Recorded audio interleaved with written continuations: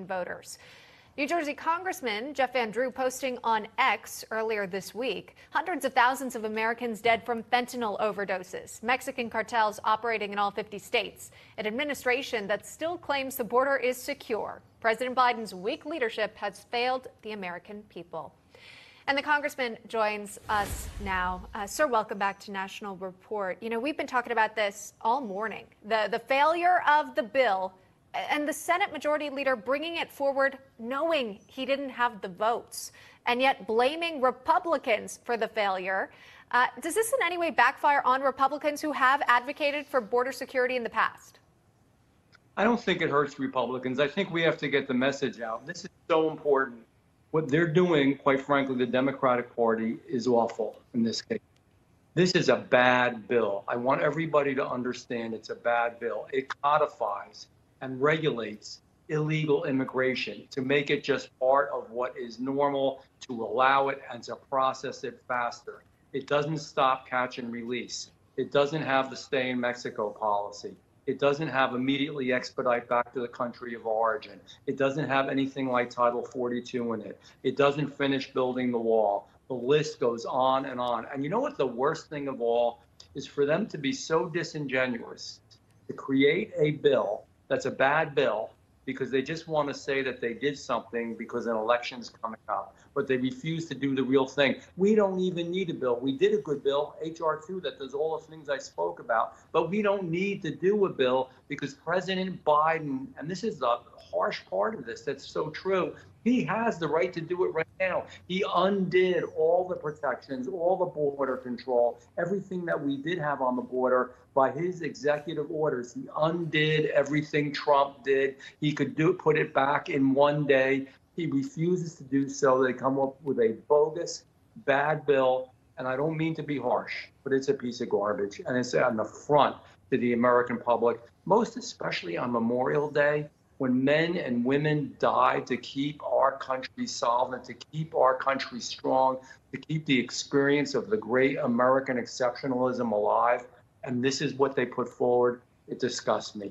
I just think back to, again, these sanctuary city mayors, even Democrat mayors, turning to not you, not Congress. They are turning to the president, as like Mayor Eric Adams, as an example, asking the president for help, for resources, because these cities are so-called sanctuary cities. Even they are overwhelmed with what is happening. And it continues. Trump spoke on that last night, in fact. And I wanted to bring that up because he was met with a huge turnout in your state, sir, when he came to Wildwood, New Jersey a few weeks back.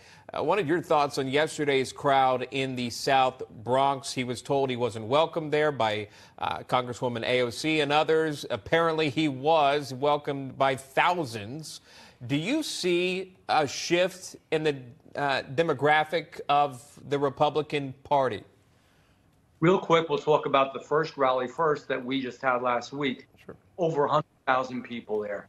People of every age, young and old, people of every color, people of every lifestyle. Just people that know that something is very wrong with our country and that we need to get the United States of America back on track.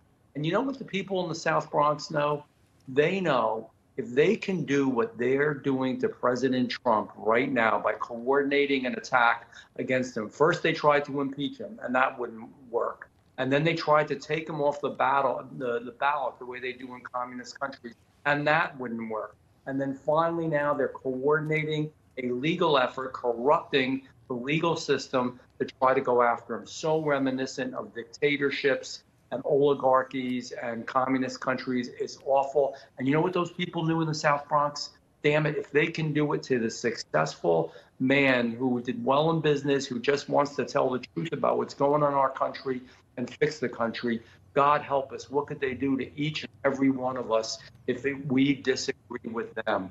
I believe that was an outpouring of love in the South Bronx. It was amazing. It sure looked to me like there was a whole lot of people that welcomed President Trump there.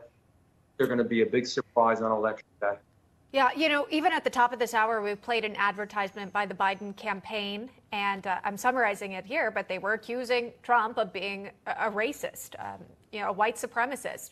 And then you sort of show what we saw last night, where you have people from all over the Bronx of differing backgrounds here, immigrants who came to this country, who went on stage with him and endorsed him in that moment. It just makes you think, are Democrats still counting on this voting bloc without really courting their votes? Well, that's the goal, and that's what I think people have to really understand. They're taking the voters for granted, number one, and that's scary and it's awful, and they shouldn't do that. You know what the people in the South Bronx are tired of? They're tired of illegals getting their food paid for, their transportation paid for, their housing paid for. They're tired of them subsidizing their education. They're tired of their kids being moved out of their schools and having to learn remotely because they don't have anywhere to house all these people. They're tired of it because they're hardworking folks too that love America. They're sick of it. That's the one part. And the other part, and I'm not kidding about this, if they can do what they're doing to President Trump and the courts, they can do it to any one of us. I want people to think about that. We need to be a free and fair country. We've got to get back to the great American experiment. And that's what this Memorial Day is about. All these policies that they're trying to institute is changing the very foundation of a country that men and women bled and died for. We can't let that happen. All right. So well said. New Jersey Congressman Jeff Van Drew. Sir, thanks for taking the time today. We appreciate it.